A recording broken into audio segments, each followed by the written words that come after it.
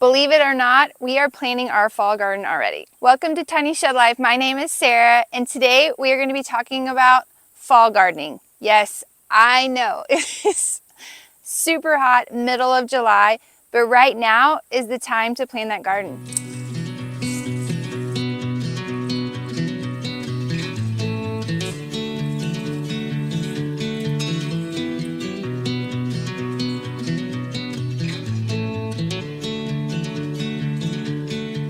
Before I get into what we're doing to prepare for our fall garden, we're doing a huge one and we have a lot of work to do.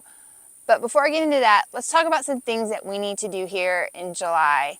We've been really lucky this year and it's rained significantly. Last year we had no rain, nothing. So for us here, it's so hot. Our season is kind of coming to a close. There are some people still harvesting like tomatoes and things, but I didn't plant those this year. Our sweet potatoes are still in the ground and we will not pull those up till probably like October, I'm guessing, whenever the leaves start to die back, but they're doing great. So for now, what I'm gonna do is I have some blueberry plants that have suffered through the summer heat, and I've been trying to stay on water them. They're far from our water source, and it takes a lot of effort if I don't use our pump, and sometimes I just don't feel like setting it up, so I just carry the water, which is also a great workout, farm workout.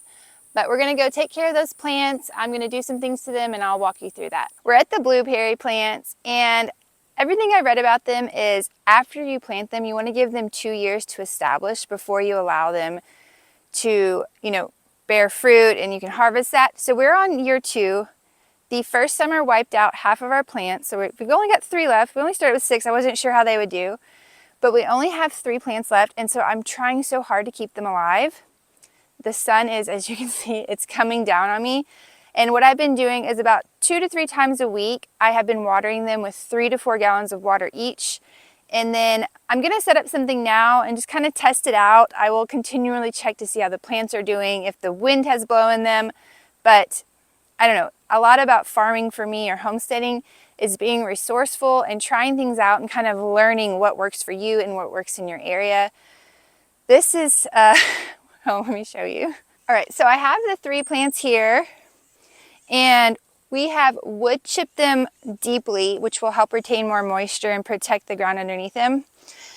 And what I have here is, it's a cloth that covers during winter, to protect your things from freezing. And it is a little dark, so it's gonna not let in a lot of light. But I think the sun rises this way and it sets over here. So what I want to do is protect it maybe just like half the day or just a little less than half. And then I have my clothespins. And I'm just going to cover them a little bit. I'll have to go back and get another one for that guy. But I'm going to cover them and pin them down. If it gets windy, obviously I'll come out and check things. I don't know, I just want to give them some shade. The caterpillars really, really tore up the leaves this year. There's not a lot of foliage to protect the plant. So I'm hoping this will give it kind of just some time away from the sun, but still allow it to get that morning light in. I don't know.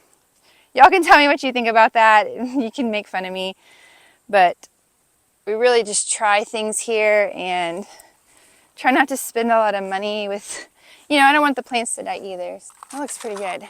And so they're still getting that sun. And I do think some sun will come through these green blankets.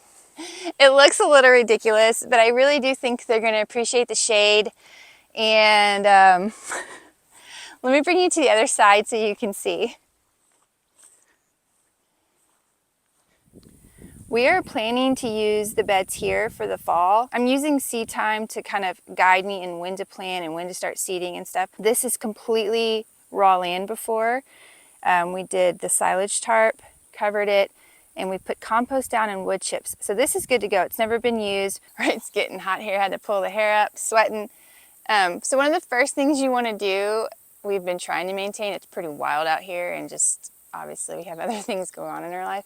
But what you want to do is you want to get rid of all the weeds from your garden first to prepare it for planting. As you can tell, we did a pretty good job on these back 2 rows, but these guys have gone like rogue on me, and they actually have stickers in them, and we don't have stickers out here. So I think this was a cover crop we had brought in and it must have brought something else with it. So we're going to not just pull these and throw them because I don't want to spread those stickers anywhere. We're going to try to cover. It's mostly in the walkway that has the problem, so we're going to try to cover it and kill them and just like I don't even know. I don't want them anywhere else because we like to run around barefoot and I don't want stickers in the ground. But so first what you want to do, back to the point, is you want to get all your weeds out of your garden. And then ours is already wood chipped, so we are going to brush off that top layer of wood chips. We're going to add about 1 to 2 inches of compost to kind of just give some more energy and nutrients to the soil before planting. We don't want to do it too close to it, but if we do it now, I think it'll do really well for the plants. And we're going to cover it back up with those wood chips. The wood chips are going to protect it, and we're going to let it sit. While the guys are working on those beds and getting them prepped, I am going to be doing some more summer harvesting. We have our spaghetti squash. Notice how this has died back. It's ready. It's nice and yellow too. Ooh, there's someone crawling on me, but it's just a plant. These are ready to be cut back too. Look how great that looks.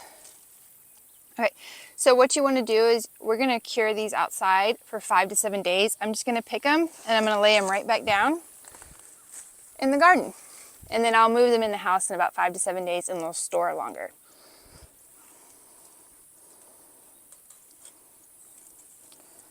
I got another one over here. I'll just push them over. Okay, and let's look around. I know I've got a lot of them just hiding out. All right, now we're going to head over to the sweet potatoes and do some maintenance over there. I have some alcohol and a little towel. I like to clean everything off in between cutting plants just so any diseases or bacteria or just whatever doesn't spread. It's super easy. Carry it around, wipe it off, and they're ready for some sweet potatoes. All right, so some other things in the summer you want to do is you want to take care of your sweet potatoes that are growing. They love to run and they will just go and go, but I prefer something a little bushier. I'm a little behind on pruning them back, but what you want to look for is not to cut more than like 1/3 of the plant back. You don't want to do too much, but you want to go right before a nodule here and you just want to cut right above it. And you're going to shape these guys to what you want. So as they start crawling into other beds, you kind of want to cut those back.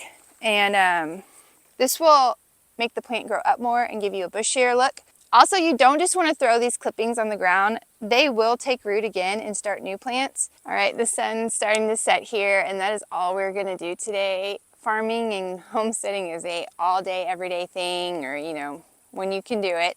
I really want y'all to think about doing a fall garden, but you have to remember it starts in the summer. Look at those dates and make sure you're planting in time to harvest it before your first frost. Some things I love about my fall garden: there's less pests in the garden. Typically you get a little bit more rainfall, so you're not having to irrigate as much. And for us gardeners, it's a lot easier being out in the cooler fall weather than in the heat of summer. Thank you for watching. I hope you learned something today. I do plan to have a breakdown of all the seeds I've bought. As always, be sure to like and subscribe, and I'll see you next week.